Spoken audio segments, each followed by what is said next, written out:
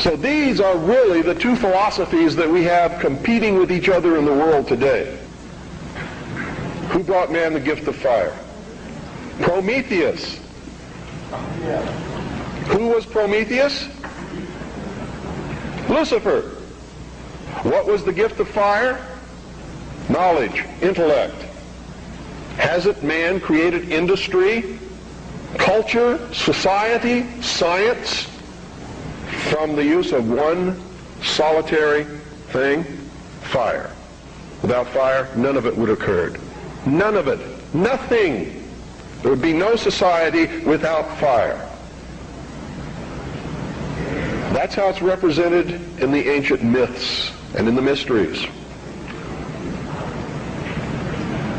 How art thou fallen from heaven, O Lucifer, son of the morning? What is it represented as? A bolt of lightning struck a tree. The tree burst into flames. Ancient man, if you watch the movie Quest for Fire, rushed up and grabbed one of the burning branches, and it burned his hand, and he let it go. He probably didn't go any farther than that the first time. Second time, he may have found a deer that had been roasted by the heat of the fire in the forest. And being hungry, maybe he partook of some of that meat and found that it tasted pretty good. Also, the fire was warm and didn't get cold at night. And this is where the whole battle between the forces of light and darkness comes from. Man sat up on a rock one night watching the sunset and said, "Boy, I'm in deep trouble now. I can't see in the dark. There's wild beasts out there. There's tigers with teeth 7 inches long that want me for dinner. What am I going to do?" He didn't know what to do.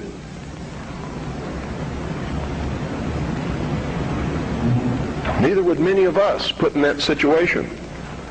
But we would know one thing: we're in deep trouble. And so for a good part of his history, man sat huddled in the darkness in some place that made him feel secure, waiting to be saved. Now remember, folks, I'm not telling you what I believe. I'm telling you what is taught in the mysteries. I'm telling you what our enemies believe. Make no mistake about it, they are our mortal enemies. They want to see us wiped off the face of the earth.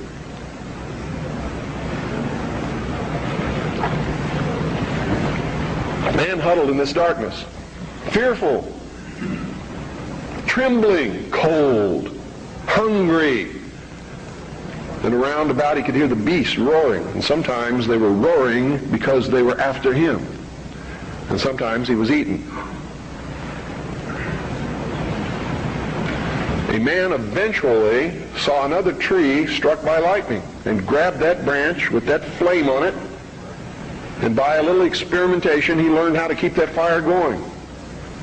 And if he could keep the fire going, he knew something nobody else knew, and he became the first king, the first priest, the first scientist, all rolled into one. And he would burn this fire and keep it going. And other men in the cold of the night, wanting to escape from the terrors that were out there, would gravitate toward this glow. And they would see this man sitting there. And if he was kind, he would let them come to the fire. And they would be warm. And they would be protected, because if the wild beast came, he'd pick up a branch and shove it in its face, and the beast would go away. And so the forces of light overcame the forces of darkness. And in the sunshine of the morning, the newly risen, resurrected child that had died the night before, their Savior, warmed them and saved them from the terrors of the Prince of Darkness. You have to study these things to understand your enemy. Any general who ventures upon a battlefield without understanding the enemy is doomed to defeat. Just like a militia that forms itself upon a peninsula has already created its own concentration camp, unless it has a navy.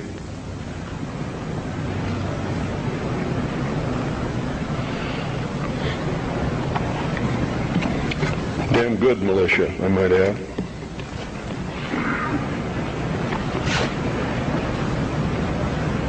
What is the upshot of this? What am I getting at here? These people believe, and they have conducted themselves according to their belief and their philosophy since the very dawn of man. These people learned how to control others through the use of a hidden knowledge. This ability to keep that fire going was a technology that nobody else knew. By observing the fire, by keeping it going, by creating ceremonies around this fire, they became a mystery to the others. A mystery always holds sway over those who don't understand it. And the priesthood was born. No king ever existed without the permission of the priesthood. And I don't care what religion you're talking about or what period of history you're talking about, it is the truth. The kings never had the power and don't to this day. Kings exist at the whim of the real power, which is the priesthood standing behind the throne. And when the king ceased to be of benefit to the priesthood, they would simply poison him or get rid of him in some other way. The king is dead, long live the king, and there would be another king appointed. There was even a time in history when the king was a sacrificial king, just like John F. Kennedy was in the Temple of the Sun known as Dealey Plaza. They would pick a young man at the height of his virility, appoint him king for 1 year. During that time, he could do or say or command whatever he wanted.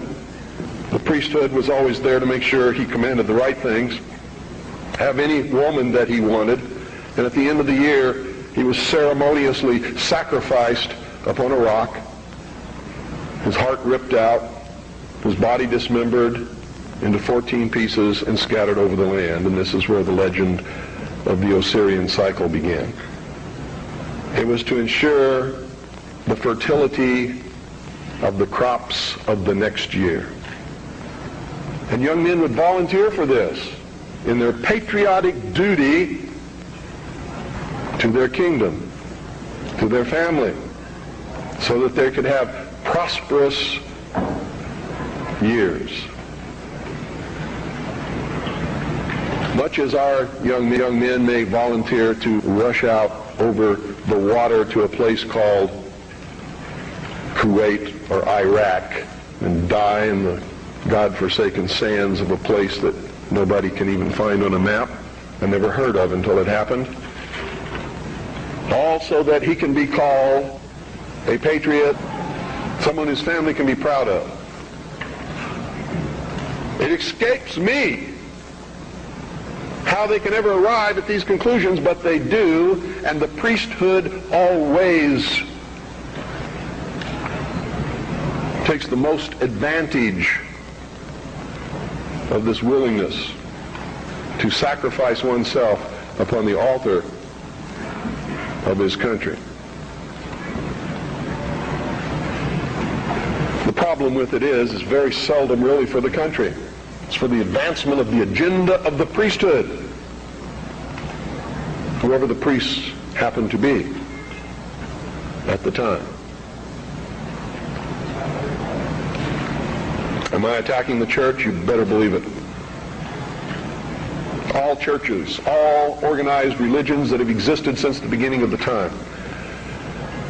Am I attacking the religion of individuals? Never, not on your life. He wasn't trying to create a big church. He knew what happened to those things.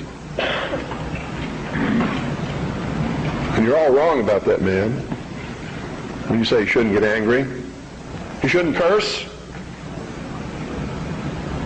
you shouldn't do things that upset other people, because that's what Jesus spent his whole life doing. He threw the money changers out of the temple. Don't you think that made some people angry?